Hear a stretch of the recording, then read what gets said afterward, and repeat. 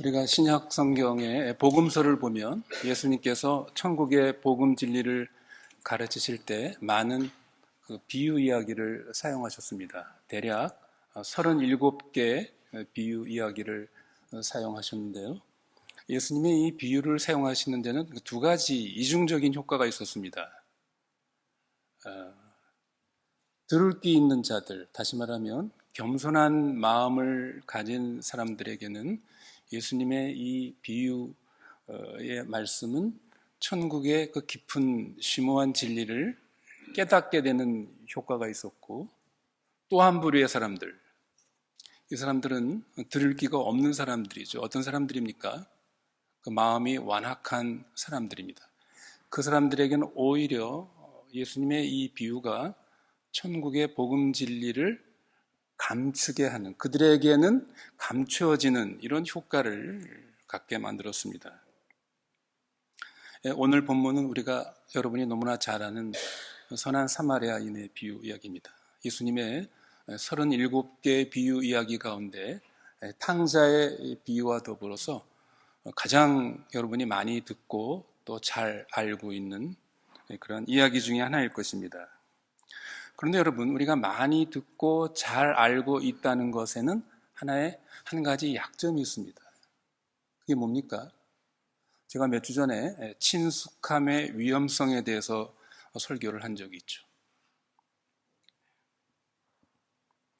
우리가 어떤 충격적인 이야기를 처음 듣게 되면 그것에 대해서 크게 충격을 받고 또 감동을 받기도 합니다만, 그러나 그 이야기를 이제 익숙하게 친숙하게 이제 알게 되면 어떻습니까? 그 처음에 우리가 가졌던 그런 충격적인 도전과 교훈에 별로 놀라지 않는 이런 이제 경향성이 있다는 것이죠.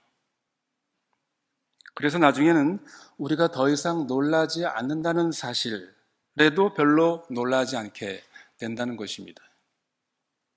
그러나 만일 우리가 이 이야기를 처음 들은 사람들이 느꼈던 그 충격을 오늘날 저와 여러분이 다시 한번 이것을 우리가 되살려 볼 수 있다고 한다면, 우리는 예수님이 들려주신 이 비유 이야기가 사실 얼마나 혁명적이고 충격적인 이야기였는지를 우리는 재발견할 수 있습니다. 그리고 이것이 오늘 우리에게 주는 도전은 무엇인가? 우리의 반응은 어떠해야 되는가를 우리가 진지하게 생각하게 될 것입니다. 오늘 본문 25절 말씀에 보면 한 율법사가 영생의 문제를 가지고 예수님께 찾아왔습니다. 예수님께 질문하죠. 선생님, 내가 어떻게 하여야 영생을 얻을 수 있습니까? 여러분, 사실 이 율법사의 이 영생에 대한 문제는 매우 중요하고 심각한 주제입니다. 그렇지 않습니까? 사실 우리들을 포함해서 오늘날 많은 사람들은 이 땅에서 내가 어떻게 하면 건강하게 살 수 있을까, 혹은 어떻게 하면 행복한 삶을 살 수 있을까에 대한 관심을 많이 가지고 있습니다만, 이 율법사처럼 자신의 죽음과 죽음 이후의 세계에 대해서, 즉 영생의 문제에 대해서 얼마나 우리는 그것을 심각하게 진지하게 생각하고 관심을 가지고 있는가 하는 것이죠. 이 율법사의 질문 자체로만 본다면 매우 중요하고 필요한 질문입니다. 그러나 이 율법사의 문제는 뭡니까? 이 율법사는 진정으로 그러한 자신의 죽음과 죽음 이후의 영생의 문제에 관심을 가진 것은 아니죠. 오늘 본문에 보면 그런 것이 진심으로 고민이 돼가지고 그 해답을 얻기 위해서 예수님께 찾아와 질문을 한 것은 아닙니다. 뭐였습니까? 여기 25절 초뒤에 뭐라고 되어 있죠? 예수를 시험하여 가로되. 순수한 동기로 질문을 한 것이 아니라 예수님에게서 어떤 약점, 어떤 결점을 찾아내기 위해서 아주 악의적인 그런 질문이었죠. 성도 여러분, 우리 주변에서도 이러한 그 태도로 질문을 하는 사람들을 간혹 보기도 합니다. 그 사람이 정말 그 질문에 대해서 답을 알기를 원해서 질문을 하는 것이 아니라 상대방을 골탕 먹이기 위해서 혹은 자신의 어떤 무엇을 나타내기 위해서 질문을 위한 질문 혹은 그 궤변 같은 궤변적인 질문을 하는 사람들이 있습니다. 우리가 기독교 역사를 볼 때도 이 신앙이 타락하게 되면 어떤 실천적인 그 믿음은 사라지고 아주 관념적이고 사변적인 그러한 신앙으로 흘러가기가 매우 쉽습니다. 예를 들면 중세 유럽 시대 스콜라 철학이 아주 발달됐죠. 그래서 관념적이고 사람들은 그 아주 사변적이고 궤변적인 신학 혹은 신앙 이런 것들이 인기가 있었습니다. 그리고 사람들은 그런 사변적인 신앙이나 신앙 이런 것들을 논쟁하면서 이런 것들을 즐기고 많은 시간을 보내기도 했습니다. 예를 들면 이런 겁니다. 바늘 끝에 천사가 몇 명이나 앉아서 춤을 출 수 있을까? 아주 여러분 재밌죠? 또 하나님의 그 전능하심과 관련해서 과연 하나님은 하나님 자신이 들어올릴 수 있는 돌을 만드실 수 있을까? 여러분 어떻게 생각하십니까? 한번 여러분 생각해 보세요. 과연 하나님은 전능하시다고 그러시는데 하나님은 그러면 자신이 들어올릴 수 없는 그 바위를 만들 수 있는가 없는가? 여러분 어떻게 생각하십니까? 아주 호기심 있는 이러한 그 전능성과 관련해서 아주 재미있는 질문, 호기심이죠. 여러분은 어떻게 답변하시겠습니까? 만일 하나님이 돌을 만드실 수 없다, 무엇을 만드실 수 없다 그러면 하나님의 전능성에 문제가 생깁니다. 왜냐하면 하나님은 모든 것을 다 하실 수 있는 분이기 때문에. 근데 문제는 뭡니까? 하나님 만드실 수 있지. 근데 뭡니까? 들어 올릴 수 없다 그러면 그것도 하나님의 전능성에 문제가 되는 것이죠. 어떻게 해도 하나님의 전능성은 딜레마에 빠지게 되는 것입니다. 중세 사람들은 이런 것을 가지고 이런 사변적인 신앙, 이런 그 지적 그 유희에 빠졌습니다. 복음서를 읽어보면 예수님도 이런 종류의 교활한 질문자들을 자주 만나고 또 이들을 다뤘어야 했습니다. 당대의 신학자들이라고 할 만한 이 율법사들이 계속 예수님께 찾아와 예수님을 올무에 빠지게 할 그러한 심산으로 아주 곤혹스러운 이런 질문을 던지는 것이죠. 그러나 흥미롭게도 우리 주님은 그들의 속셈과는 달리 건조하고 사변적인 논쟁을 벌이기를 거부하셨습니다. 오히려 예수님은 이러한 사람들의 질문을 되돌려치는 데 아주 명수셨죠. 오늘 본문에 나오는 이 율법사도 그런 부류의 논쟁꾼이라고 그렇게 볼 수 있습니다. 여러분, 예수님께서 이 사람을 어떻게 다루는지를 보십시오. 이 율법사가 예수님께 한 이 질문, 선생님이요, 내가 어떻게 해야 영생을 얻으리까? 이것은 겉으로 보기에는 아무런 별다른 의심스러운 저의가 보이지 않습니다. 오히려 그는 예수님에 대해서 상당한 존경심을 가진 것처럼 보입니다. 그렇죠? 예수님께 질문하기에 가까이 와서 일어나면서 예수님께 뭐라고요? 선생님, 라비어, 이런 존칭을 사용한 것을 봐서 이런 사실을 우리가 짐작할 수가 있습니다. 게다가 그의 질문은 그 내용으로 봐서도 대단히 훌륭한 질문이라고 그렇게 볼 수 있습니다. 선생님, 내가 무엇을 하여야 영생을 얻을 수 있습니까? 그러나 그 독자들, 청중들이, 이 성경을 읽는 청중들이 자칫 속아 넘어갈까봐 이 저자 누가는 뭐를 덧붙입니까? 이 율법사의 마음속에 진짜 꿍꿍이가 무엇인지를 누가는 지나치지 않죠. 뭐라고 말합니까? 율법사는 예수를 시험하기 위하여. 누가가 이 말을 딱 앞에다 붙여놓죠.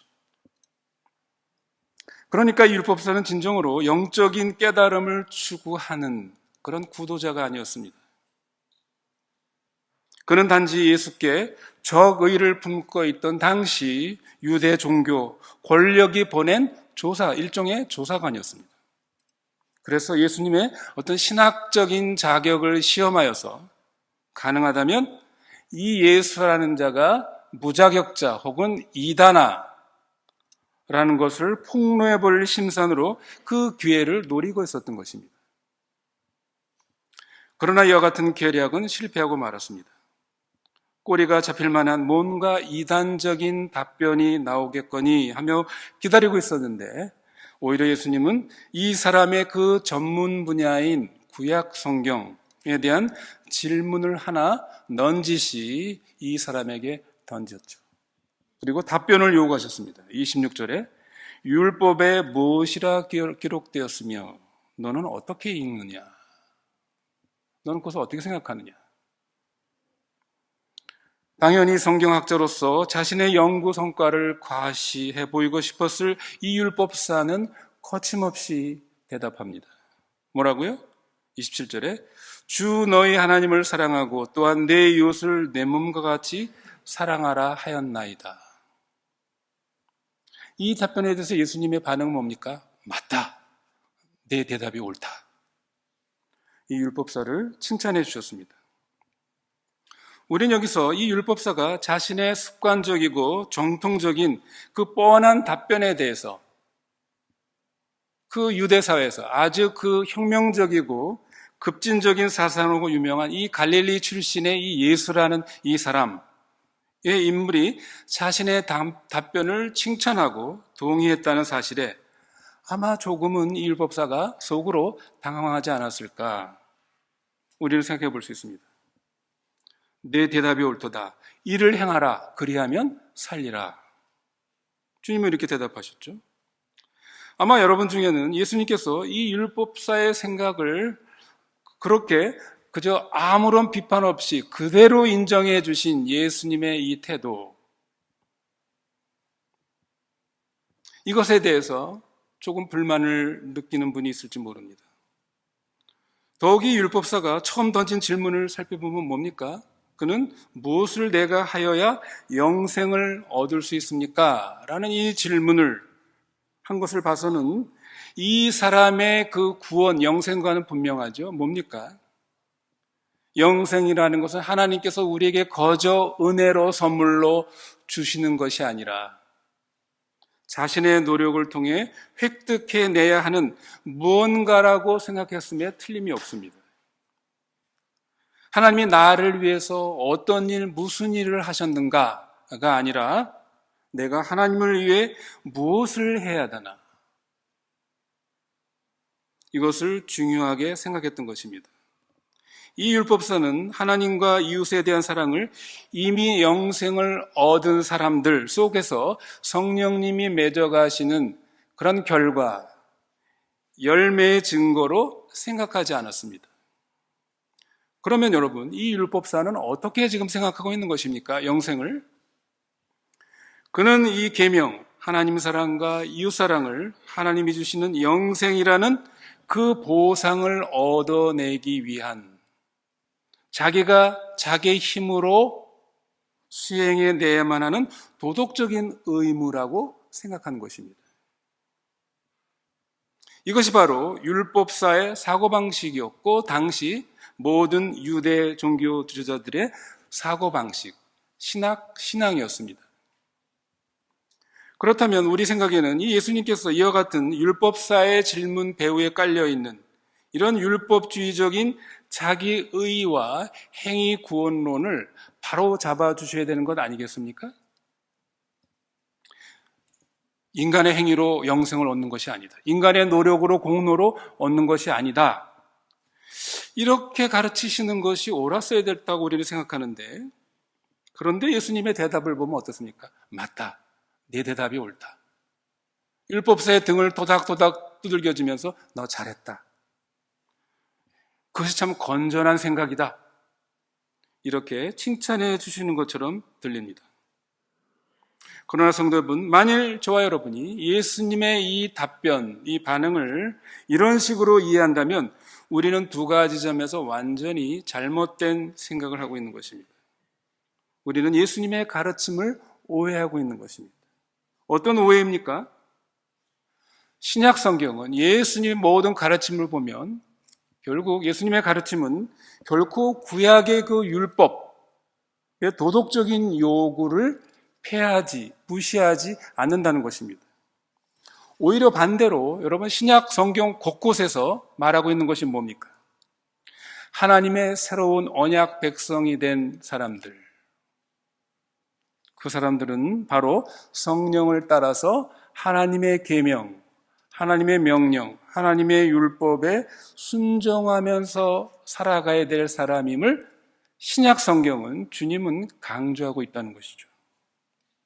예수님이 28절에서 이를 행하라, 그리하면 살리라 라고 하신 것은 이런 사랑의 행위를 해야 우리가 그 공로로, 그 선행으로 천국에 들어간다. 그런 뜻이 아니라는 것입니다.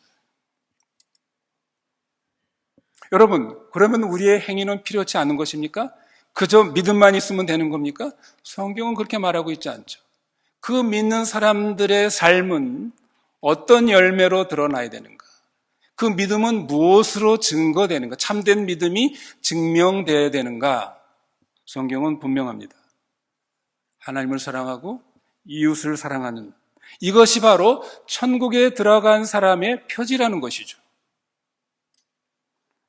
그런 실천의 삶이 하나님의 자녀가 된 사람임을 확증하는 것이라는 것을 신약 성경은 우리에게 가르치고 있습니다. 사실 이 율법서의 질문은 다음과 같은 것입니다. 제가 하나님의 백성에 속한 사람인지, 메시아가 오실 때 하나님 나라를 상속받을 사람인지를 확신할 수 있는 방법은 무엇입니까? 이런 질문이죠.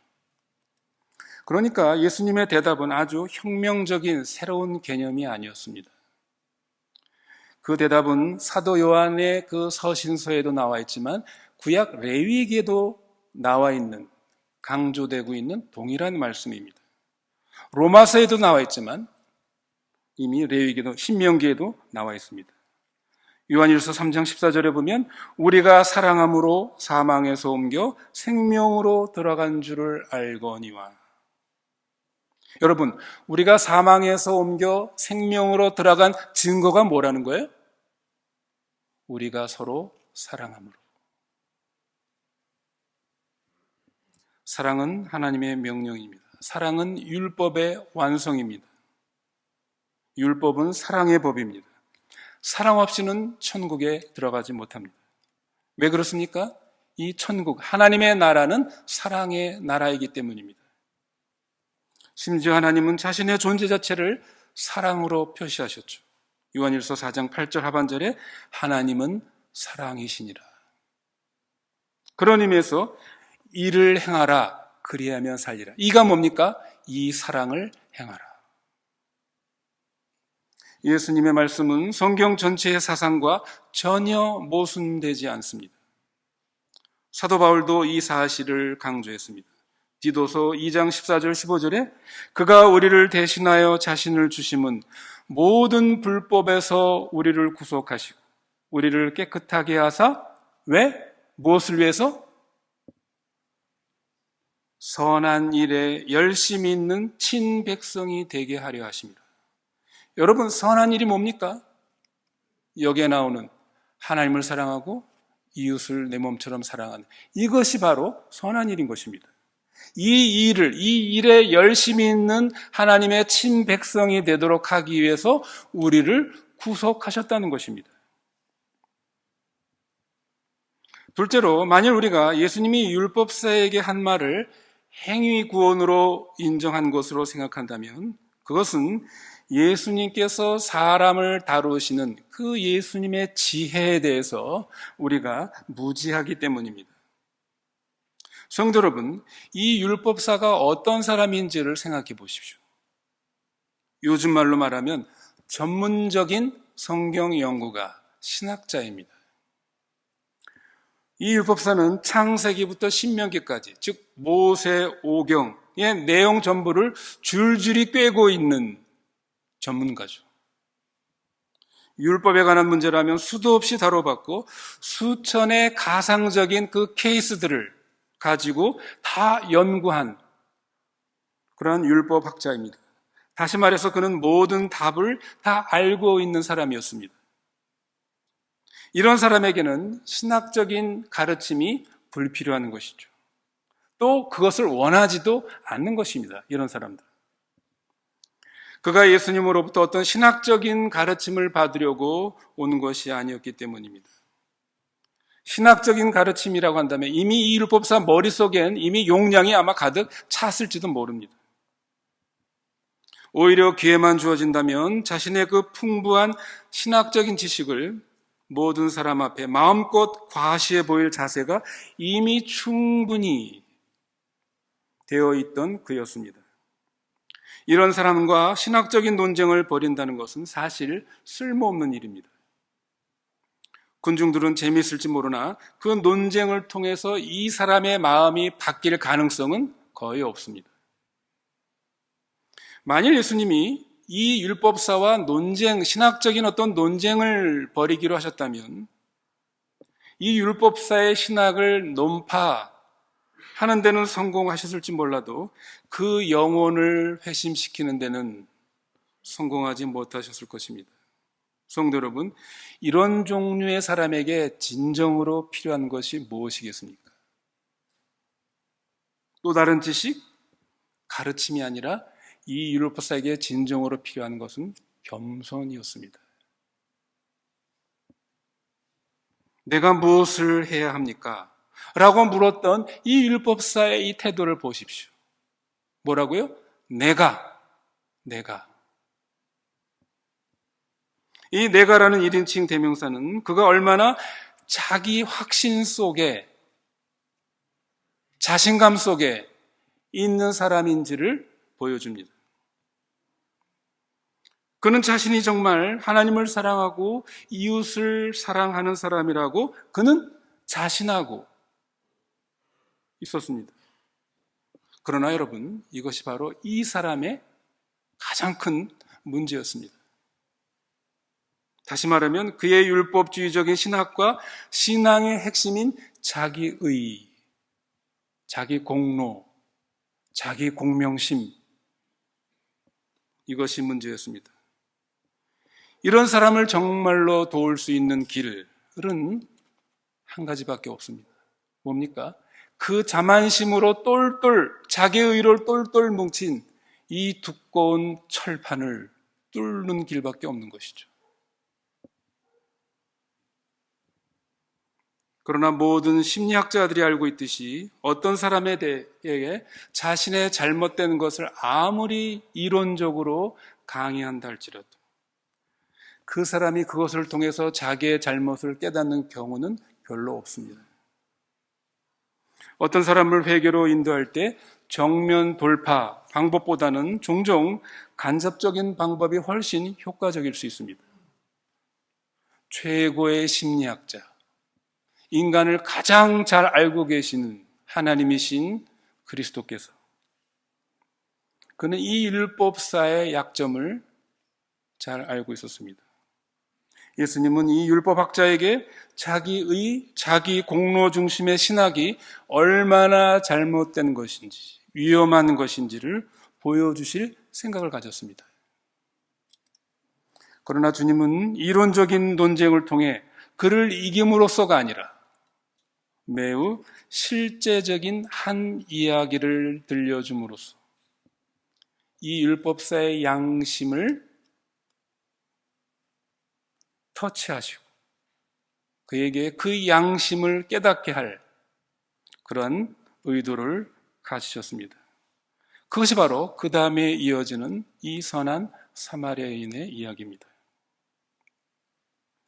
28절에서 우리 주님은 내 대답이 옳도다, 이를 행하면 살리라 라는 예수님의 이 칭찬처럼 들리는 이 반응에도 불구하고 이 율법사는 29절에서 뭐라고 얘기하고 있습니까?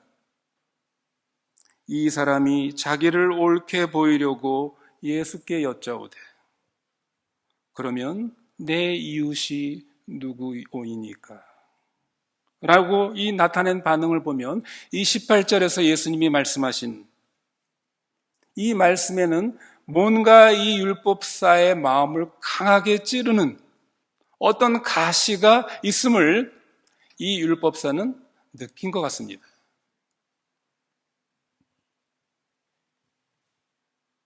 이 율법사는 입으로는 정답을 얘기했습니다.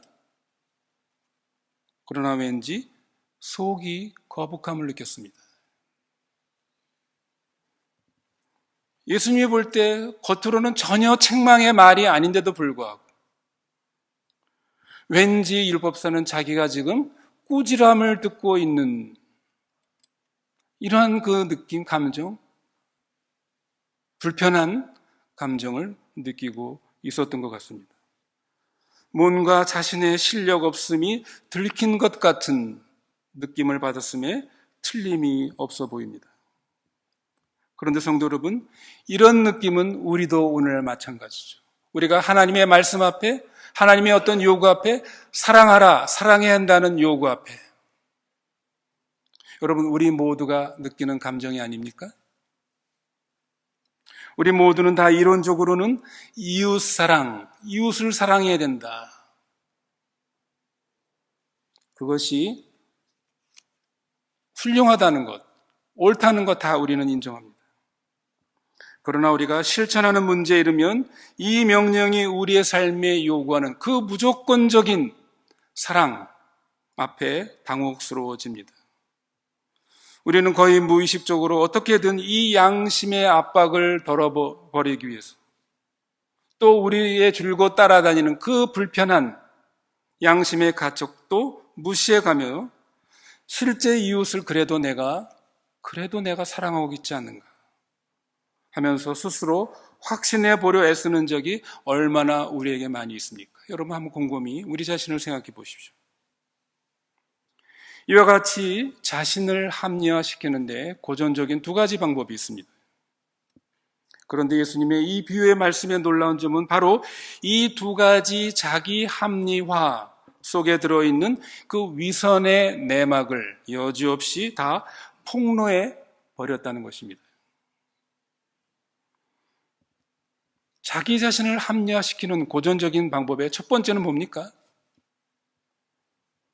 나는 다른 사람에게 해가 되는 일은 하지 않았지 라는 바로 이러한 심리입니다.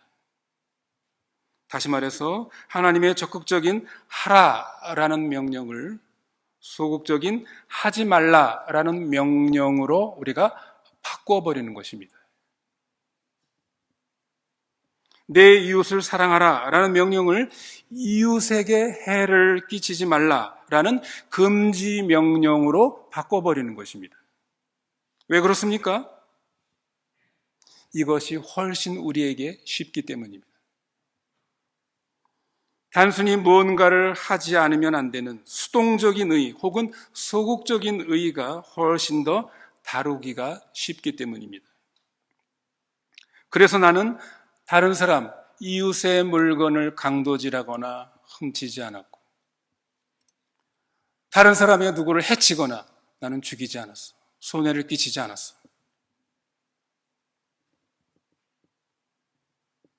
그러면서 나는 내 이웃을 사랑했다고 스스로 자위하는 것입니다. 분명 이러한 태도는 예수님의 이 비유에게 나오는 제사장과 레위인과 같은 이러한 심리 태도입니다. 어려움에 처한 이웃을 보고 그저 피해 지나가 버린 이 두 성직자는 자신의 그러한 선택과 결정을 합리화할 수 있는 108가지 정당한 합리적인 이유가 있었습니다.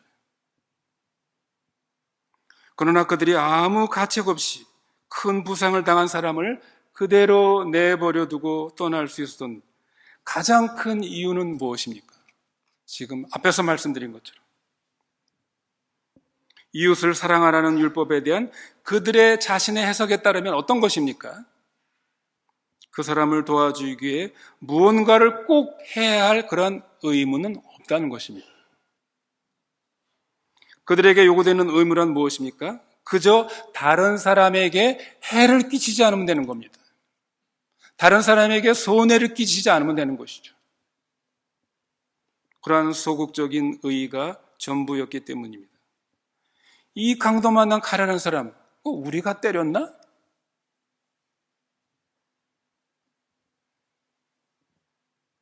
우리가 손해를 끼쳤나?